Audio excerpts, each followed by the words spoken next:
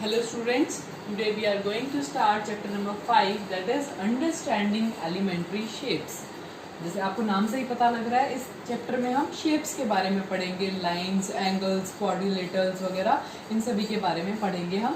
First of all measuring line segment. Line segment मैंने आपको पहले भी बताया था, फोर्थ चैप्टर जो था उसमें मैंने आपको इंट्रोडक्शन में बताया था। लाइन सेगमेंट क्या होती है?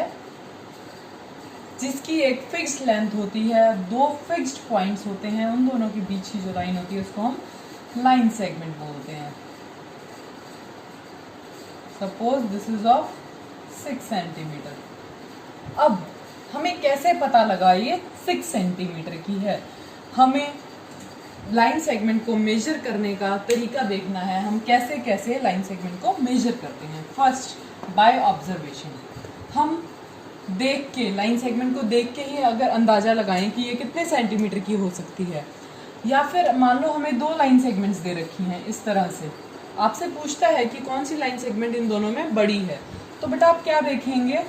अगर मान लो ये वाली आपकी 4 सेंटीमीटर की है और ये 4.1 है, तो आप जब नॉर्मल आई से अब देखेंगे तो आपको इसमें डिफरेंस नज़र नहीं आएगा। 1 to 2 पॉइंट्स का डिफरेंस आपको नज़र नहीं आता। इसलिए जो हम ऑब्जर्वेशन करते हैं बाय आइज, तो सिंपली हम ऑब्जर्वेशन से देखते हैं, वो हमेशा हमारा लगभग रॉन्ग होता है। उसमें कुछ ना कुछ ज़रूर हमारी थोड़ी बहुत मिस्टेक आ जाती है। But next is by tracing. जब हम ट्रेस करते हैं, मान लीजिए आपने एक लाइन ली AB, अब हमने क्या किया, ट्रेस पेपर से इसको ट्रेस किया, एक उसके ऊपर एक और लाइन ड्रॉ कर दी CD। तो इस तरह से हम ट्रेसिंग की हेल्प से भी लाइन सेगमेंट को, उसकी लेंथ हम फाइंड आउट कर सकते हैं। Last one is by divider और रूलर। रूलर आप सबको पता है स्केल होता है। स्केल अगर आप इस तरह से स्केल का स्टार्टिंग पॉइंट रख के और यहाँ तक अगर आप मेजर करते हैं, मान लीजिए ये आ गई आपकी 6 सेंटीमीटर, यहाँ आप स्केल को रखते हैं और इसकी लेंथ हम यहाँ तक इस पॉइंट पे जो स्केल पे मेजरमेंट होता है वो हम देख के इसको मेजर करके लिख देते हैं। Second is divider. डिवाइडर आपने देखा होगा, जैसे आपका कंपास होता है उसी तरह का होता है, उस पर दोनों साइड निडल्स होती हैं, दोनों साइड पॉइंटेड होती हैं। तो आप क्या करते हैं, एक को निडल को इस पॉइंट पे रखते हैं और एक निडल को इस पॉइंट पे रखते हैं। इस तरह से रख के और फिर आप उसको स्केल पे रख के उसको मेजर करते हैं। सबसे परफेक्ट जो मेजरमेंट होती है आपकी वो यूजिंग डिवाइडर होती है, क्योंकि वो आपका दोनों तरफ से क्या होता है, पॉइंटेड होता है। और स्केल से भी अगर आपकी लाइन थोड़ी बहुत मोटी है, मान लो आपने पॉइंट, कोई इतना पॉइंट लगाता है, कोई इतना पॉइंट लगाता है, तो उसमें भी डिफरेंस आ जाता है। बट जब आप डिवाइडर से जब आप कर रहे हैं तो उस केस में आपकी सबसे परफेक्ट मेजरमेंट आती है। तो ये था आपका, आप किस किस तरह से लाइन को मेजर कर सकते हैं या फिर कंपैरिजन कर सकते हैं लाइंस का, कि कौन सी लाइन बड़ी है और कौन सी लाइन छोटी है। इसी नेक्स्ट हम एक्सरसाइज स्टार्ट करेंगे, एक्सरसाइज 5.1 जो कि आपकी मेजरमेंट पे बेस्ड है। सबसे पहले क्वेश्चन नंबर 1 देखेंगे हम। What is the disadvantage in comparing line segments by mere observation? आप सिर्फ अगर ऑब्जर्वेशन से दो लाइन सेगमेंट्स को कंपेयर करते हैं तो उसमें क्या डिसएडवांटेज है उसका? बेटा मैंने अभी आपको पहले भी बताया है कि अगर आप किन्हीं भी दो लाइन सेगमेंट्स को अगर देख के आपको लगता है हाँ ये दोनों सेम हैं, बट लेकिन जब अगर आप इसको स्केल से मेजर करेंगे, मान लो ये अगर आपकी 6 सेंटीमीटर की हुई और ये 6.1 या 2 सेंटीमीटर की होगी मान लो, तो क्या होगा, हमें ऑब्जर्वेशन से देख के नहीं पता लगेगा। तो ऑब्जर्वेशन वाले मेथड का एक यही आपका डिसएडवांटेज है कि मेयर ऑब्जर्वेशन से आप पॉइंट के जो माइनर से डिफरेंस होते हैं वो फाइंड आउट नहीं कर पाते हैं।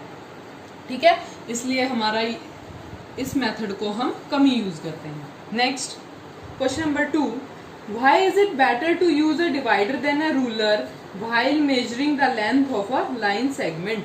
जब हम एक लाइन सेगमेंट की लेंथ हम मेजर करते हैं तो उसके लिए जो हमारा रूलर के बजाय हम डिवाइडर क्यों प्रेफर करते हैं? क्यों? अभी मैंने आपको बताया कि डिवाइडर की जो आपकी एरोज होती हैं वो पॉइंटेड होती हैं, इस तरह से पॉइंटेड होता है, और आपका रूलर जो होता है उसमें अगर आप थोड़ा सा भी इधर उधर हो जाता है, मान लो आपका पॉइंट अगर आप मोटा लग गया, लाइन थोड़ी मोटी है, तो उस केस में आपका क्या होगा, आपका पॉइंट का कुछ ना कुछ डिफरेंस रह जाता है। बट इस केस में, क्योंकि इस केस में आपके, तो इसलिए जो हमारा डिवाइडर वाला मेजरमेंट होता है वो रूलर वाले से परफेक्ट होता है। Next question number 3 is draw any line segment से ए बी। एक लाइन सेगमेंट ड्रॉ करेंगे आप,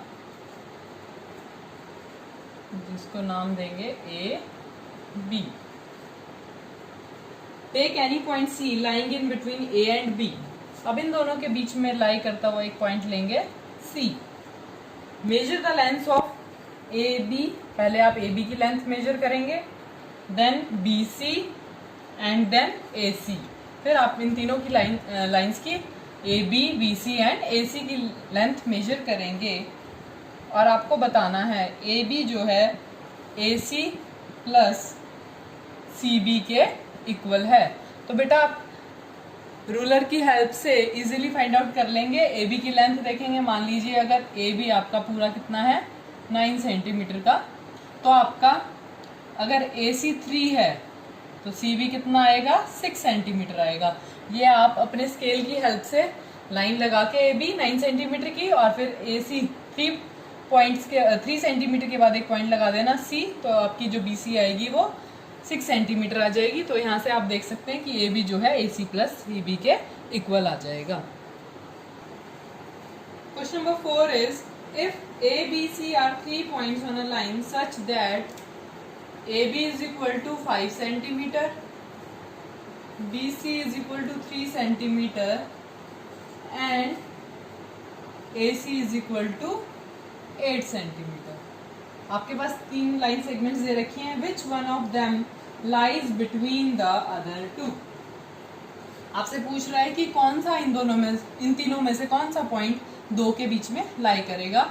अब आप देखो बेटा सबसे बड़े वाली कौन सी है, यहाँ पे ये 5 सेंटीमीटर है, 3 है और 8 सेंटीमीटर सबसे बड़ी है। तो आप क्या करोगे, एक लाइन पे ये पॉइंट ले लेंगे ए और ये पॉइंट ले लेंगे सी, और इनके बीच का डिस्टेंस कितना होगा 8 सेंटीमीटर। अब आप देखो ए पॉइंट से ए बी आपकी कितनी है बेटा 5 सेंटीमीटर, तो ए पॉइंट से आप 5 सेंटीमीटर मार्क कर लेंगे और इसको नाम दे देंगे बी पॉइंट। अब बी सी जो है आपका वो कितना बचेगा 3 सेंटीमीटर, क्योंकि टोटल आपकी 8 है, 5 आपका ये आ गया, तो ये कितना बचा 3 सेंटीमीटर। तो इसका मतलब बी पॉइंट जो है वो इन दोनों के बीच में लाई करेगा ए और सी के। या फिर आप इसको ऐसे भी देख सकते थे, पहले आपने एक पॉइंट ले लिया, फिक्स कर लिया पॉइंट ए, क्योंकि आपको ए बी दे रखा है, तो ए पॉइंट फिक्स कर लिया, ए बी आपको दे रखा है 5 सेंटीमीटर, 5 सेंटीमीटर की लाइन लगाई, इसको पॉइंट को नाम दिया बी। अब उसके बाद बी सी आपको कितना गिवन है बेटा 3 सेंटीमीटर। अब बी से फिर आप 3 सेंटीमीटर का पॉइंट लगाएंगे और इसको नाम दे देंगे सी। अब देखिए फिर से आपकी वही लाइन आ गई ए बी सी, और 5 + 3 कितना हो जाएगा, ए सी की लेंथ कितनी आ जाएगी 8 सेंटीमीटर। अब भी अगर आप देखें तो बीच में कौन लाई कर रहा है बी, तो इसका आंसर हो जाएगा B point lies between A and C. Next question number 5 is verify whether D is the mid point of A ji.